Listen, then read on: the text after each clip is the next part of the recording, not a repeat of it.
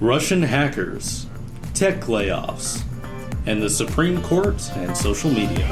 It's news to me.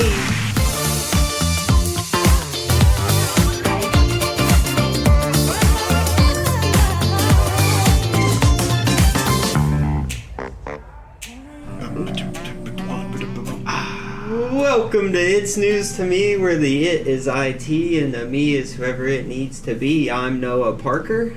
I'm Michael Trotter-Lawson. And I'm Tyler Rasnick. And we're back. Yet again. I bet you thought we'd be gone forever, but no, here we are. We still remain. We still remain. Yep. We've been here since we stopped recording. We've been sitting here Yeah. 2 weeks. They don't let us leave until the whole season's over. And we have no idea how long a season is. All right. So, different kind of hypothetical this week, but I think it should be fun. Noah, you and I are gonna have to take the lead on this one. I think it'll be a. Yeah, you don't get to take the lead. Yeah, Tyler. I don't get to know anything. Well, no, wait, I think you'll just need a little bit of context first. So, in Dungeons & Dragons, there are a certain amount of core statistics that make up a character.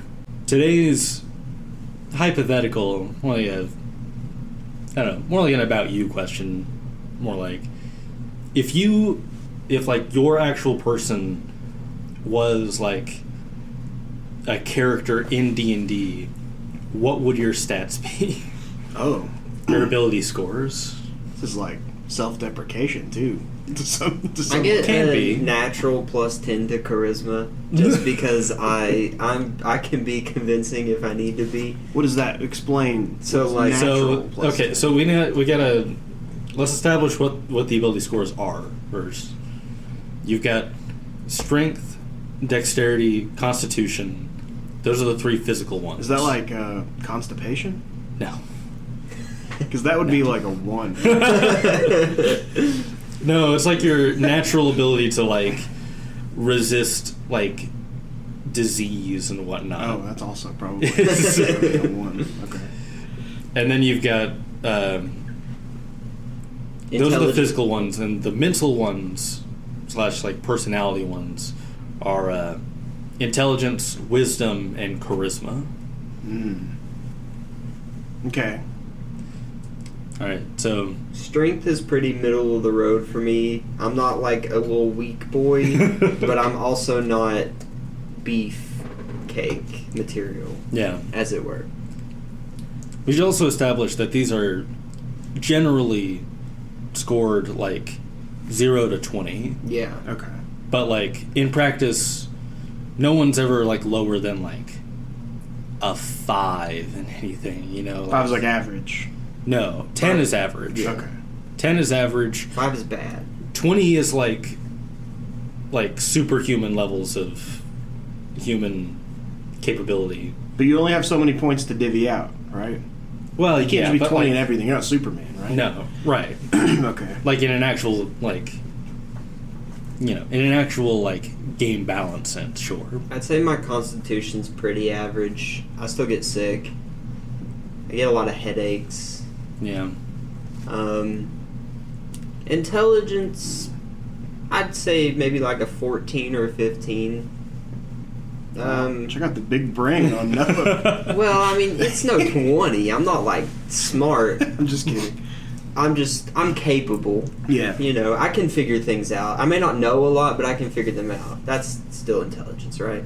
Yeah, I'd say so. Yeah, okay. And then the wisdom... Well, I don't know. I feel like a lot of that I feel like your wisdom would be higher. Well, yeah, it's gonna be. I feel like intelligence is a bit more of like a... Maybe like my a book intelligence learning is like a 12, and my wisdom's like a 15. Because, like, I feel like I've been through the ringer on a few things or two, and I can at least, know some stuff, as you can tell by my words. You've got good words. Got good words, yeah. And what do you think then, your charisma would be? Charisma's, it's very situational. Like, I'd have maybe an expertise in persuasion, but deception or intimidation not even close. Like, I'd have no chance there. So, I don't know, maybe a nice 13, 14, something like that. Okay, yeah. But then an expertise in persuasion. So that's like double proficiency bonus. Okay. Yeah. I think... Because, think about it. Yeah. Yeah. I think me personally, I'm probably gonna... I think I gotta have like an 8 in strength. I'm not a strong boy. Maybe like an 11 in dexterity. Oh, I didn't say my dexterity. Oh yeah, what's your dex? My dexterity, I don't know. See, like, I'm not very dexterous when it comes to like overall mobility, but like, I do a lot of work like with my hands, so like I can, like, with my hands I'm pretty dexterous. But your hands are also notoriously shaky too, so... Well, yeah, but that's got nothing to do with dexterity. Dexterity is about speed and precision, not about steadiness. Right. You know what I'm saying? Sure. What? Tell me I'm wrong. I don't know what any of this means. You can tell me whatever you want. 11. 11? Yeah. Okay. I'm a pretty average character. Yeah. Well, I mean, I think that's the thing. Most people are. Yeah, well, none of us are like superstars. Right. But we're also... I don't know, I got recognized at Target the other day by someone who saw one of our commercials. Yeah. So I'm kind of like a superstar. We'll get... I want to come back to that. So you're an 8 strength. Yeah, I think so. And you said 11 dexterity? Yeah. Just slightly above. Maybe a 12. I don't know. I played sports and whatnot growing up. I think my hand-eye coordination's pretty good. But, I don't know. I don't feel like I'm impressive in any physical category. Maybe like a 10 in Constitution, just a very average. Intelligence, I don't know, maybe a 14, like slightly above average. Maybe the same for wisdom. I feel like your wisdom would be lower than your intelligence. Yeah. I mean that with the utmost respect, but... Man, I mean, that's essentially what you said to me. You said your wisdom would be higher than your... you were essentially saying my intelligence would be lower than my wisdom, so don't take it to heart. Oh, yeah. Oh, I mean, like a 13 wisdom? I don't know. I don't know your stats, dog. Well, you're the one saying that I think the 14 was too high, so... I didn't say it was too high. I just said, comparatively, I feel like they wouldn't be the same. Well, so you make the decision. Should my intelligence be higher than my... I think your intelligence would be higher than your wisdom. But I think my wisdom is higher than your intelligence. No, higher than my intelligence. I rest my case.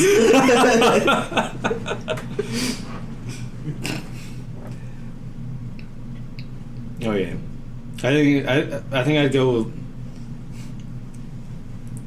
15 intelligence, 14 wisdom, and like... I don't know, 9 charisma. I think I can occasionally be charismatic in certain situations, but like not generally. Yeah, that's fair. I can see it. I feel like that's fairly respectable. I don't know. So I've got a role-playing character abilities for kids explained with tomatoes pulled up, so I can... So, for strength, Fantastic. which is explained as strength is being able to crush a tomato. So, Yeah. I think strength for me at this point in my life, I'm not as strong as I like my peak, but I'd still probably give myself like a solid like 13. Like, I'm pretty strong. Like, I can lift a bunch of stuff, but I'm also really heavy. I gotta lift that around all day. But dexterity, I'm giving myself, like an 8 or a 7. Like you said, I was athletic. I played sports. I was pretty nimble for someone who was like, 240, but not anymore. I'm probably like a 7, maybe, dexterity. Constitution, as being able to eat a rotten tomato, that I'm like a 4. Like, I'm sick all the time. I've got disease. Like, that's like my weak spot, probably. Like, my character's Achilles heel is like that You feed them one bad thing and they're down, you know? Intelligence is knowing that a tomato is a fruit. I like to consider... I don't really know how to... The intelligence wisdom thing, I don't know. I don't really like thinking about myself in that context, but... I know, it's kind of... I feel like intelligence is like, you know, you're like, just like smarts. Like, you know, it's just like... Well, I feel like intelligence in D&D is also kind of correlated to a lot of, like, book learning. It's kind of like... Intelligence is book smarts, whereas wisdom is more like street smarts. Street smarts! Yeah, I don't even know what that means, street smarts, though. I guess it's just... I mean, this says is knowing not to put a tomato in fruit salad is wisdom. It's like common sense versus, you know... Yeah. Still book learning. I don't know another way, better way to say that, but... I don't really know. I mean, I like to consider myself... I never really think about, am I smart or not?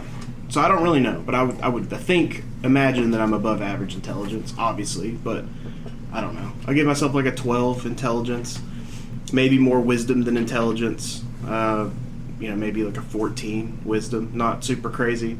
But where I really shine is the charisma stat. I don't think I max it out, but I feel like if I had to max it out, because my constitution and like my dexterity is so low, that would be the one I'd put 20 in if I could. But I think my natural is probably like 18. I'd give you like an 18. Yeah, solid 18. So that's where I shine. I'm strong as hell, and I can convince you not to kick my ass. But I could if I needed to. But if you did, you'd probably win. So that's where I stand as a character. But you'd convince them that they lost. Yeah. I just pull a full-on Trump. Yeah. I'd be like, no. I think you'd be a solid 14 strength at least. Yeah. To be honest. I think it's respectable. We could probably make a party out of that. I feel like we need somebody more nimble, though. Like, we need, like, an assassin, right? Like a rogue. Yeah, a rogue. That.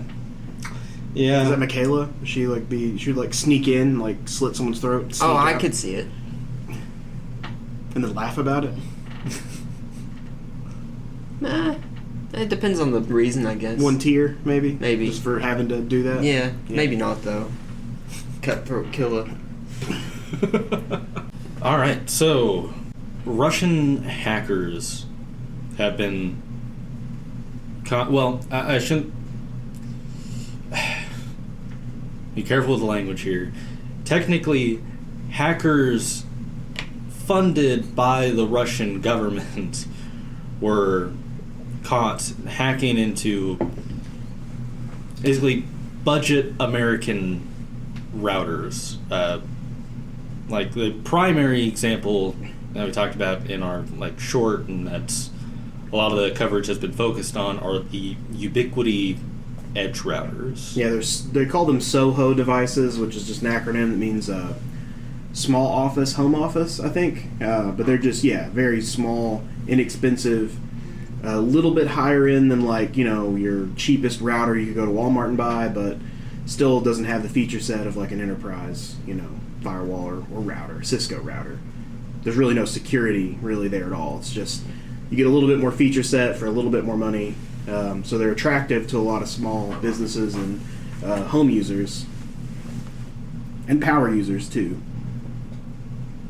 But yeah, the main, sticking point here was that the Ubiquiti edge routers, they have a Linux operating system. So the APT28 was the group, and I guess since 2018, they've been using an exploit with the VPN system to gain access to these and then just sort of sit on that Linux environment. And they've been able to do a bunch of different things. I guess there's been botnets that the FBI shut down, obfuscation, code injection, all kinds of different bad things. But on Tuesday of, I guess this was the 27th of February, so last week. Yeah, they had an operation that removed the malware from thousands of these devices in the United States. It doesn't patch any vulnerabilities in the routers. They just, on the back end, removed everything. And most of the issues had to do with weak or default credentials. So that's the main thing to take away is if you have one of these devices, the only thing you can do is wait for a patch. But aside from that, change your default or weak credentials, because that's, it just makes it harder for them if you can at least make a 16-character password or something. They're going to be able to break in as easily. Do things like that generally like auto patch? No, they do not. That's one thing about these Ubiquiti devices. They do not have an auto update by default. I think it's something obviously you could probably turn on, but if someone just goes to the store, configure one of these out of the box, plug it in, it's probably using the shipped firmware. So, and depending on how old these are, it could have firmware from 2018 on it. That's I mean, I feel like that's a big problem with consumer devices like that, because a lot of people, they'll buy these, plug them in just to get Wi-Fi, and then they'll sit there for 5-6 years. Well, the thing is, even with, I have a Netgear router at home. It's just what I've had. I flashed it and put different firmware on it, but when I had the original Netgear firmware on it, the only way to update it was to log into it, see if there was a firmware upgrade available in the top right, click on it, and then it would perform the upgrade. You would lose connectivity for up to 5 minutes while it did it. Most people, one, aren't going to know how to do that, and two, if they did, probably don't want to lose 5 minutes of connectivity. Yeah. It's really not that big of a deal, but it's enough of a hassle to where most people probably are going to avoid it. So, right. And of course, it's going to be a much greater hassle if Russian hackers take control of your system. Absolutely. So, yeah. Most people don't get that, though. Right. In an enterprise environment or setting, we have maintenance windows and things like that. But the main thing here is just to make sure that default credentials are changed, weak passwords aren't used, and then wait for a Ubiquiti response. Now, some of these are end-of-life routers, so there probably won't be any security updates, in which case you just need to upgrade. But any of the newer stuff, definitely. Hopefully they release some kind of hot fix. I mean, it's been a week now since this broke. Yeah. So larger companies like Fortinet, Cisco, Juniper, they would have probably already had patches out, days ago, probably days after this was announced, if not sooner. Other than changing your credentials and updating firmware and stuff, what are the best consumer ways to actually secure your... If you don't need a VPN, don't enable the VPN. That's, most of the consumer routers are going to use dynamic DNS because you don't have static IPs for homes. So you set up a dynamic DNS service either through Netgear or whoever the provider for your router is. You usually have to pay for that too, but that allows you to VPN back to your house. But if you don't have any use for that, don't enable that, because that's basically leaving a door open for somebody. It's a lot harder because your IP address changes, so it's a lot harder for someone to crack into that. The other thing is if there's any remote management tools or ports, turn those off if they're not needed. Aside from that, making sure credentials are changed, but you're very limited with what options you get on those devices. So you kind of are, to some extent, at the mercy of them finding, your IP address. But that, like I said, that changes your lease. Most of the time, your public IP, I have Spectrum. I think my IP's been the same for the last 8 months, but it can change at any time, just the way that those leases work. But if you have a static IP, that is what it is. But gotcha. Yeah. So I mean, the Department of Justice recommended, a lot of the same things you talked about, is that if you have one of these devices perform hard factory reset, upgrade to the latest firmware version, obviously, changing default usernames and passwords, and implement firewall rules to restrict outside access to remote management services. So that's only if the device will support firewall rules. Some of them don't really have it. They may have basic access management, but not true, firewall NAC lists. So, So I mean, I think the edge routers, you should be able to, the Ubiquiti ones specifically that we were talking about, you should be able to do those things. But some of the really low end Netgears that looks like were a part of that botnet from 2018, I don't know how much you're really going to be able to do. Right. I just recommend getting something better, honestly, at this point. Yeah. Well, it just, one quick note on the subject of passwords while we're talking about them. And I find it always useful to to the notion that complex passwords are not nearly as good as just long passwords. Yeah. Right? Like, if you, like, literally, I mean, don't use the alphabet, but, like, if you use, like, the alphabet just mixed up, that's going to be a much harder to break password than, like, a very complicated, like, 10-digit password. It's basically about time to crack by length. It's kind of crazy just adding one additional character, how many, like, extra days, years, months for a rainbow table to crack a password. Yeah, so a 12-character password that only uses numbers will take just a second to crack. But a 14-character password that uses numbers, symbols, uppercase, lowercase can take millions of years. But each additional character that you add, whether that's complex or not, adding a variety of numbers and letters and maybe a special character is not going to hurt. Yeah. But really, just adding that extra character adds so many different possibilities that like a rainbow table would have to run through. So it's really it makes it almost impossible, especially if the NIST standard is keep this 16 character password. I think it's 14, 16, 18, like 21. You can go all the way up, but change it every year, because basically if someone starts the day you change it, they're still not going to be able to crack it by the time you change it again. So yeah, I find it is so much more secure to use like some random sentence. Yeah, phrase. Past phrases are what I like to say. Like if you use like your favorite like song lyric or something like that. Yeah, that's going to be infinitely more secure than even like any length pin. Yeah. Like I think there's with letters between upper and lowercase. There's 54 different options for what it could be just letters. Yeah. So, it's just so much more secure. Yeah, that in combination with using like a password manager, if you're talking about things, like banking and things like that, using a password manager that's got a really secure password, just like we were talking about. Yeah. And you can have like crazy generated passwords for everything else if you want. It doesn't matter. They're all, contained within the password manager. Right. You could have a 30-character password if it's supported, it doesn't really matter. But as long as you can make sure that where your passwords are stored is safe, then you're good. Yeah. So, while it might not seem like it for everybody, the economy is doing fairly well right now. At least, we're at like an all-time high on like the NASDAQ and like things like that. It's largely recovered from like pre-pandemic levels, but at the same time there's been this long string of tech company layoffs. According to the article that we're basing this off of, there's been over 42,000 tech layoffs just so far in 2024, which is outpacing 2023, which was the most tech layoff filled year so far.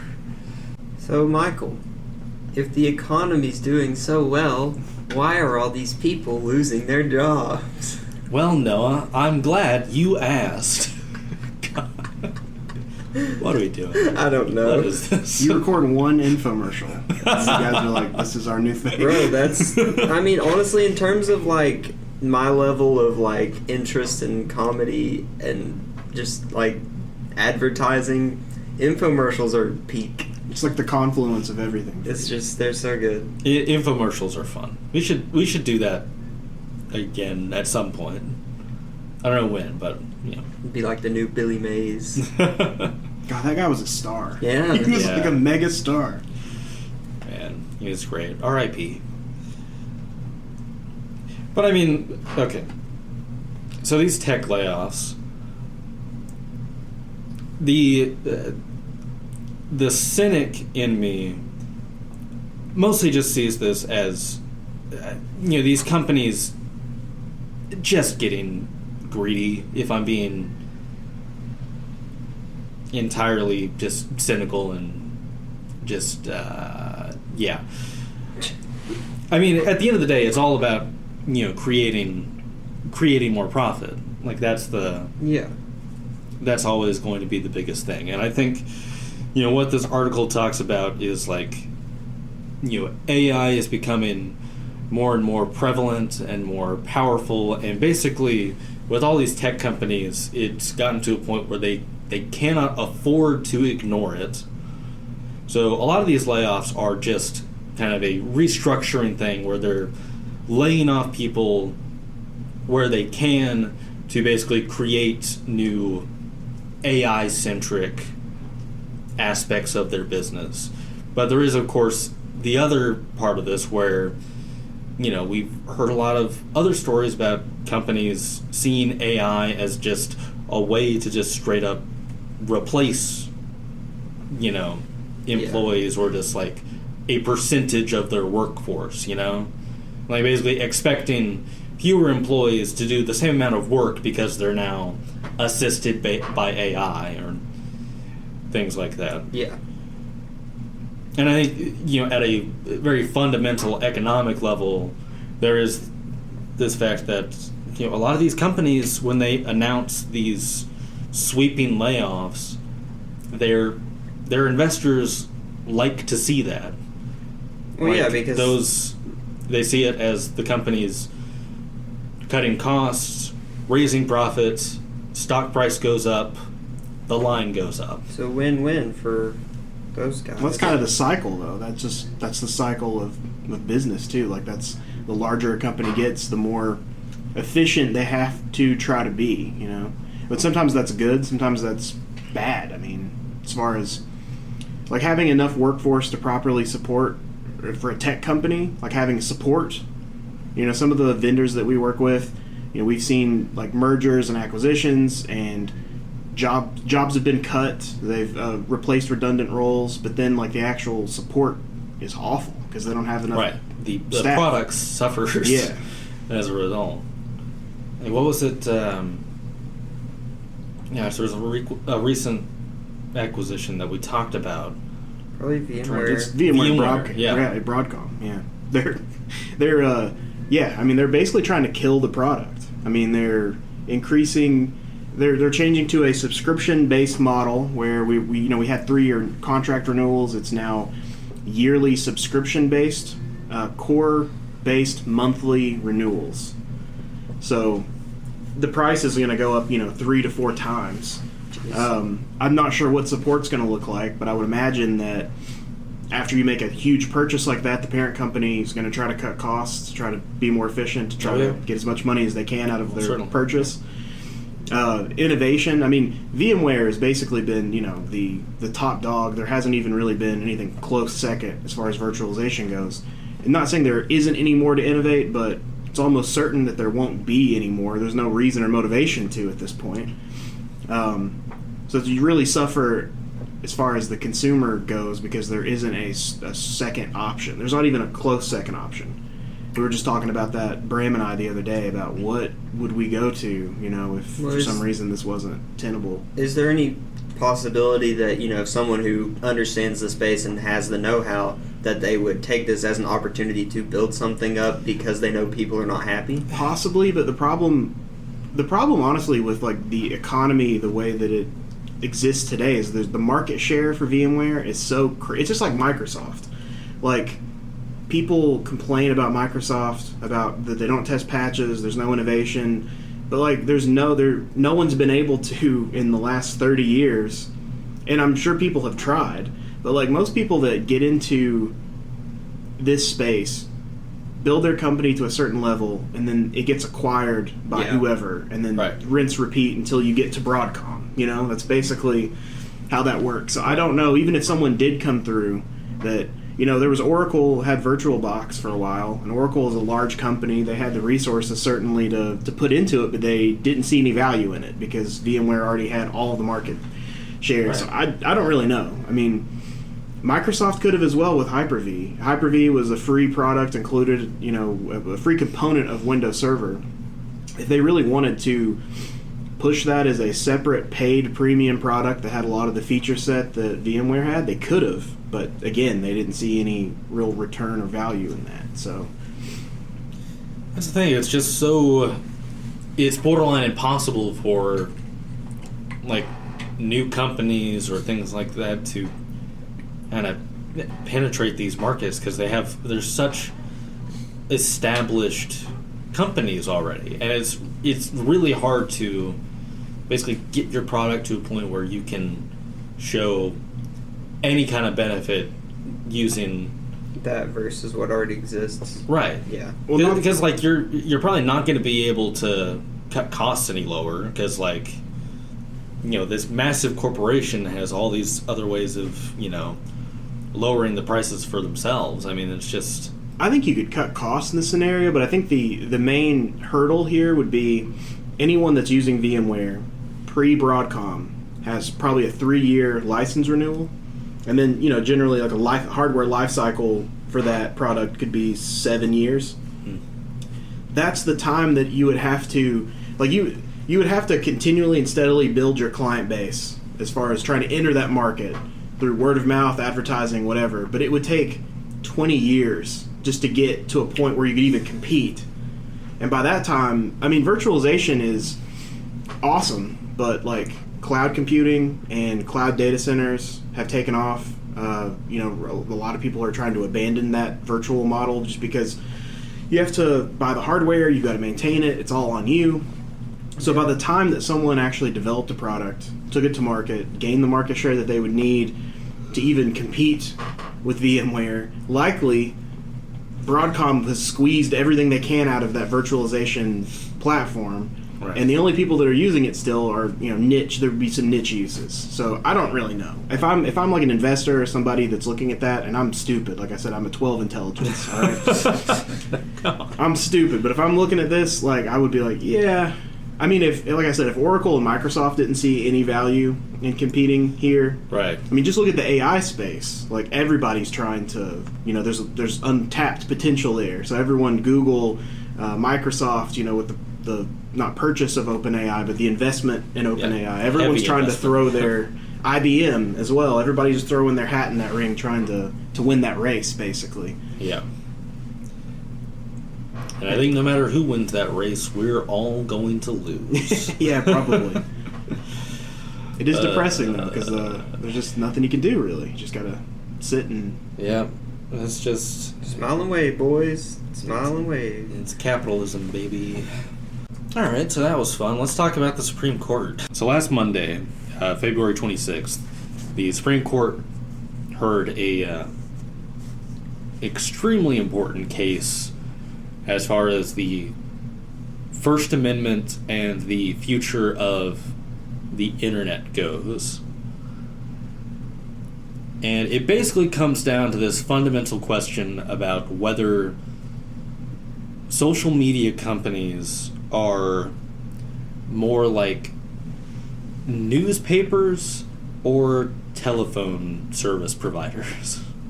Let me explain. Basically, with newspapers, obviously, like a company like the New York Times has total control over what they allow to be posted in their newspaper, on their website, so on and so forth. They have very strong First Amendment protections there as a news publisher. Well, as a publisher of information in general. Whereas things like telephone providers like AT&T, Verizon, those networks, they do not have the ability to police the kind of language, whatever, the way that their phone lines are used. I think the analogy almost immediately falls apart because these things seem so dissimilar to social media. Because also it would be impossible to police phone lines the way you can police like news articles and even social media, Yeah. But I think there's an interesting conversation to be had here about whether or not the government should be able to force social media to act in this way, and whether or not social media deserves to have that level of First Amendment protection. You know, I think, honestly, like me personally, being my own individual opinion, I think that there should be some kind of middle ground. But at the same time, you know, there are competing social networks for people, you know, with different viewpoints, with different things, with various levels of like content moderation. Because really what we're talking about here is content moderation. It's, you know, the ability for these social media companies to take down the content that they want to take down. Yeah. Yeah, I mean, I guess the difference to me is like this: social media is a product. You're the product, but it's a product ultimately, which is different to me than a utility, which is right. But there is certainly an argument to be made that at this point, social media has become so important that it might as well be a utility. You know, that's the argument that, like, the in this case, Texas and Florida are going to try and make. Yeah. I think the first problem is that they just even have to compare social media to telephones and newspapers. Well, but I mean, what else would you compare it to? Well, that's the thing. I don't know if, like, I know you can't just compare it to nothing, but well, I feel like it's to, its own thing. The thing with these Supreme Court cases is that you're always working off pre-existing precedent. Yeah. You know, we have these, you know, this Bill of Rights that was written 250 years ago that we're trying to apply to, you know, extremely modern principles and technology. You know, and the analogy is never going to line up perfectly, so you have to have entities like the Supreme Court, you know, decide what these things mean. I mean, ideally, in a perfect world, Congress would make, you know, laws and amendments to reflect the current state of things. But, you know, the nation and Congress is so divided that, you know, we might never see another amendment added to the Constitution. Yeah. Ever. You know? Yeah, I had to look it up because I forgot the term, but I learned, I guess one of my world history classes in high school about the Agora in Greece, which is like the town square. It's basically where the assembly, they all met, every citizen could go, and it was just like open discussion, open forum. Right. To me, that's like what social media sort of has turned into, but it's the problem or the difference is, it would be as if today's social media would be as if back then people could make like little robots that also go flooding the market, yelling louder than everybody else. Right. Because there's no way to really, you know, ensure or I guess safeguard against fake people, bots, those kind of things. Because that's like a good portion of Twitter is just bots. I think that social media, like, because I mean, you know, obviously they're owned by different companies, some of them. Right. I think they should have the option to censor whatever they want to, but I don't think they should be forced to censor anything. Right. Well, maybe not anything. You know, I mean, there's some, like, legal concerns with, like, you know, obviously some things you can't just throw out there. But I don't see why this has to be such a difficult thing. Like, I know there's more to it than that, but if I started my conspiracy theory corkboard in my bedroom, or like, you know, maybe not in my bedroom, I'll just put it like in the town square. Maybe I own the plot of land it's on in the middle of town square. I don't think anyone should tell me what I can and can't put on the board unless it's illegal or physically harmful to people. Right. I mean, that's really the kind of fundamental question at play here. Is because like the both of these sides are saying that they're fighting on the side of free speech. You know, Texas and Florida are saying that these social media companies are restricting our free speech based on arbitrary partisan values. That's what they're saying. Whereas these social media companies are saying that, no, these states are trying to force us to condone certain, like, extreme partisan values. So basically, it comes down to who is right. I just think the thing is, like, the people who actually believe all the things that they want to believe and listen to what they want to listen to, they're going to find that information somewhere. So if these states like Florida and Texas don't like that the social media companies are, you know, quote-unquote censoring their stuff or whatever, they should just make their own, and they can say what they want. Right, and they do. Yeah, so you know? I feel like that should be the...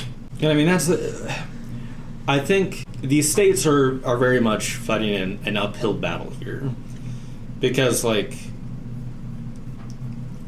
you know, freedom of speech has always held that, you know, the government, in theory, cannot punish you for the things that you say. But that does not extend to, you know, social or, you know, private, like, corporate actions in response to what you say. Right.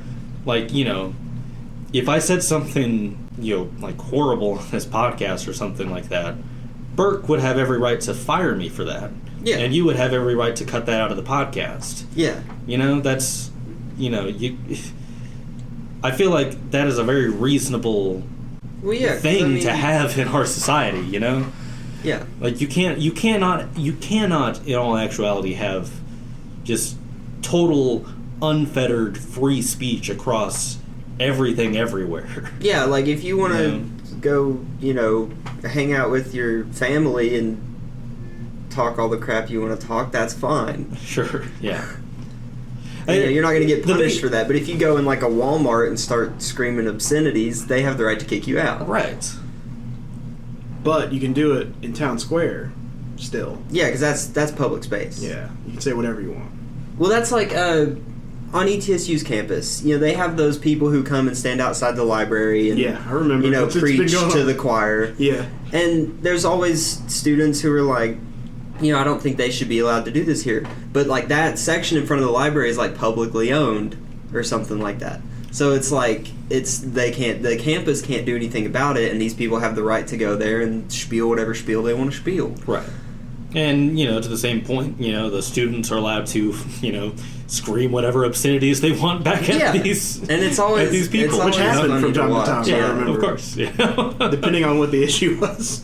So, I mean, I think the biggest thing with me in regards to this case is that, you know, when we talked about this, it was mostly just about, when we did the short on this, I should say, it was mostly talking about, you know, the importance of this case and, you know, things like that, and the arguments that they were likely to hear. You know, we're in the future now.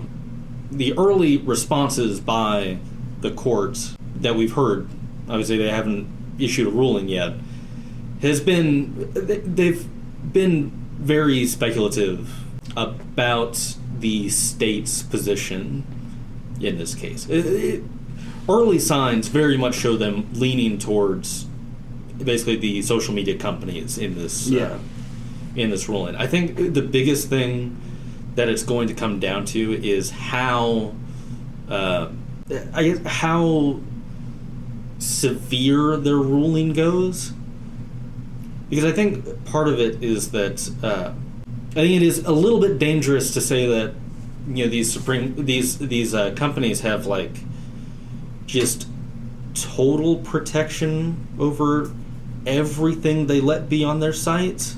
Yeah. Because, like, if you say that, then, you know, you can have these just kind of, it could lead to a situation where all of these just extreme viewpoints and, like, hate speech and all of this stuff can go up on social media platforms rather, and there would never be, like, they could never be held liable in any way for allowing that, you know? Yeah. You know what I'm saying?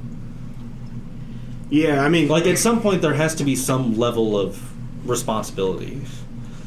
It's just like, where where does that responsibility lie, I suppose? Yeah, it's kind of an impossible question to really answer. I mean, like you said, there's a gray area. There's like a 60-40 split on whose responsibility that is, but I don't know. I think some of this, personally, we rely too much on companies to moderate what we should be, I guess, teaching people to. Because, I mean, like, just seeing something offensive isn't inherently bad. But, you know, like, I'm not sure what some people think are going to happen if you see something offensive. It's going to, like, radicalize somebody, which I guess that's possible, but...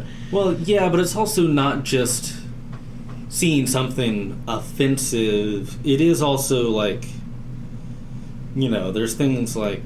There are recent controversies with, like, you know, like, AI-generated, like, nude pictures of Taylor Swift on, like, Twitter and things like that. Yeah. And, you know, some more niche cases of, like, the sharing of, like, child pornography and things like that. Well, those things are illegal. Like, those are just plain illegal. I'm just talking about... Right, those things are illegal. And, like, at the fringes, yeah, that is the kind of thing that you're going to deal with. Which, like... I'm basically saying, like, in an extreme ruling here... If those things go up and, like, you know, some company, like, refuses to take them down... Right. They could never be held liable for that. It would be the person that uploaded it that would theoretically be held liable.